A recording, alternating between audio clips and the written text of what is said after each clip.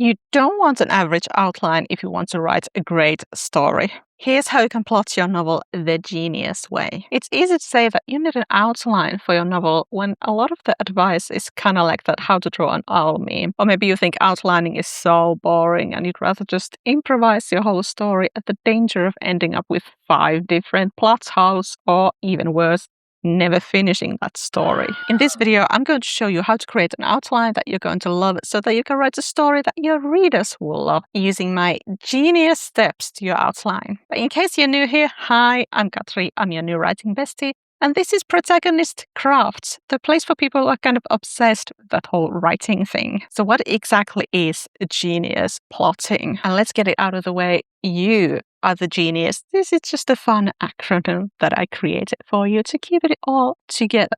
And here's what the letters stand for. Get clear. Explore options. Navigate and map out. Inspect. Untangle issues and start writing. Let's start from get clear. Well, obviously, because it is the first step. You do need to do these in order, okay? Sometimes there will be a bit back and forth, but you definitely do need to start from the beginning, please. So before you can start writing or even planning your story, you do need to have a few things figured out. You need a clarity. This stuff is extremely difficult to just improvise in the middle of your writing, so don't do that. Here's the bare minimum of what you need to know. Who's the protagonist of your story, as in who's the person who the story happens to and through. Even if you have multiple point of view characters, there's usually one that this whole story belongs to. It's their journey. So who is it? Your setting, as in where and when your story takes place. It isn't taking place in a vacuum, I hope. And this could have perhaps come up first, but what is the genre and the overall tone of your story? So, even if it's maybe it is a romance novel, but is it going to be like light-hearted and, fun? Or is it going to be dramatic and tense? Those things, they cannot change over the course of the story. So if your reader starts reading this really humorous story, then it cannot turn into like deeply upsetting philosophical story. By the end, it needs to be what they bargained for, even though there will always be ups and downs and different kind of things will happen. Like if you were in the 90s and you went to the cinema and you wanted to see a romantic comedy with Meg Ryan as the main character, as in the main actress, then you don't expect her to be abducted by aliens, do you? And lastly, what is your story even about? What is the point of it? And this is also going to determine exactly where it starts and where it ends. Don't move on before you know that stuff, okay? And the next step is explore options. Any element in your story, it could go a million different ways. And if you want to write a great story, you don't want to just choose the first one that comes to your mind, do you? Maybe that's how you have been writing up until this far, but I can promise you that a lot better stories get written. That was a strange way to phrase that. You will write a lot better story when you give it a little think. If what happens in your story isn't immediately obvious to you, it isn't going to be immediately obvious to your readers either. So it's a good thing if you need to think about this a little bit. I actually have an entire video about it. So brainstorming is going to be a part of this process, but only one part, because the important thing is to take something in your story and then see where it takes you, see where it takes your story, and if you actually like where it takes you. So let's say you're choosing a job for your main character, for example. If they were a teacher versus a secret agent, these choices would take your story to very different directions. Which option will you actually like? Which option will lead to plot events you will actually want to write, and will it fit with the stuff that you chose earlier? Or even smaller choices like, okay, you're writing a fantasy novel and your main character is about to set out for this adventure. Is somebody coming along with them? Maybe you've already chosen that they're going to come across this band of bandits, right?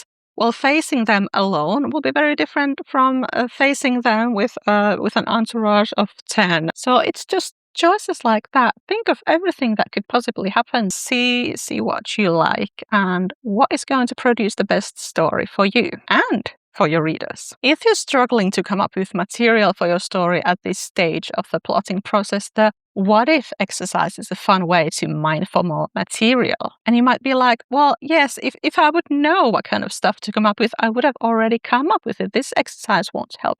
No, you're doing it wrong. You're thinking too much. You're trying to find the right answers. Don't try to find the right answers, all right?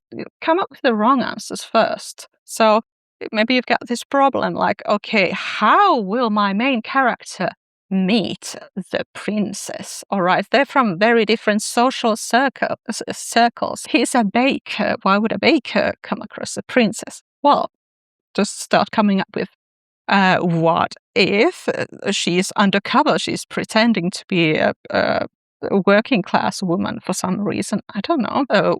What if he brings bread to the castle? Very high quality, exciting magic bread. I don't know. These are terrible ideas, but you need to get these terrible ideas out of the way first. Let them come out. Don't try to be good. Don't try to come up with good ideas.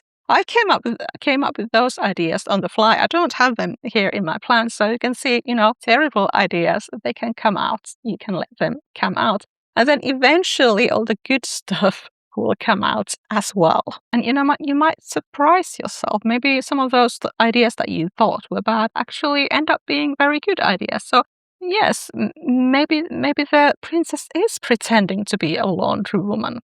Do that, and then the next step is navigate and map out, and this is where you actually start putting together your outline. So you've got all these exciting ideas, you explored all the options, you mined for more material, and now it's your time to navigate through the actual plot. So what is it that's actually going to happen in your story? Here's where you're going to choose. And imagine like you were taking an actual road trip. So you would know, like, you would start from here, either from your friend's house or from your house, and you'd know where you would go, and maybe you'd make a pit stop here, and then you keep driving, and here you need to charge your electric vehicle, and then you go over there.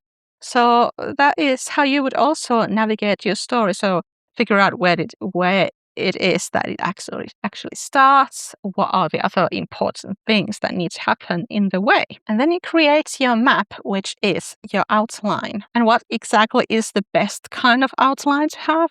Well, here is the final and only truth about what is the best kind of outline. It's the kind of outline that actually works with your unique brain and actually helps you. You, not me, not some other guy, not, Stephen King or whatever. What is going to help you write your first draft? What is going to support you?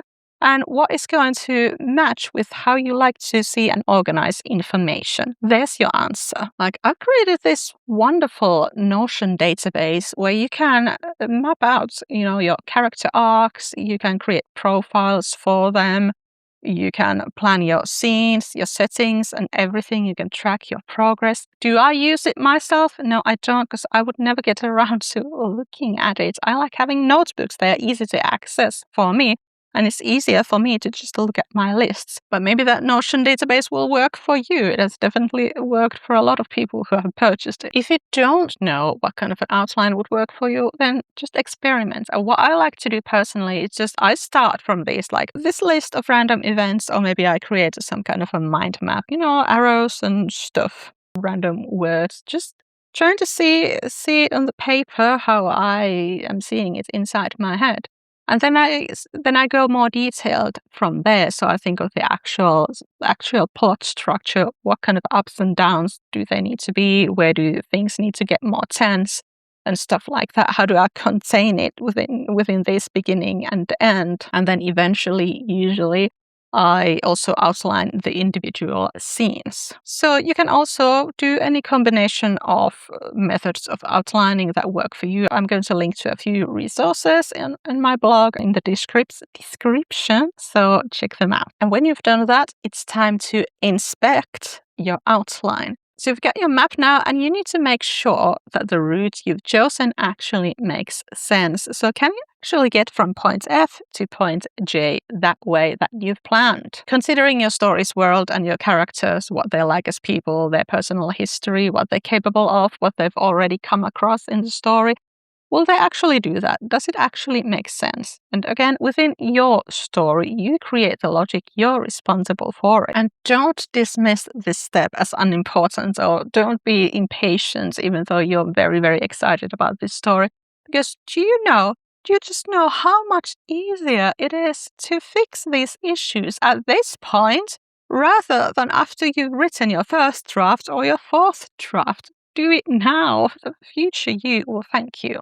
And here are some questions to consider. And no, you don't need to be taking notes, because you can get all these questions and everything else in this video, plus links to useful resources with more details and more, help and nuance from the link in the description. So does it make sense that each character does what they do in your story? In your story's world, is it possible for all these things to happen, considering your setting, your culture, the laws, etc.? The laws of physics, even your magic system, is it all cohesive? Does everything that happen have a root cause somewhere, and does everything have consequences somehow?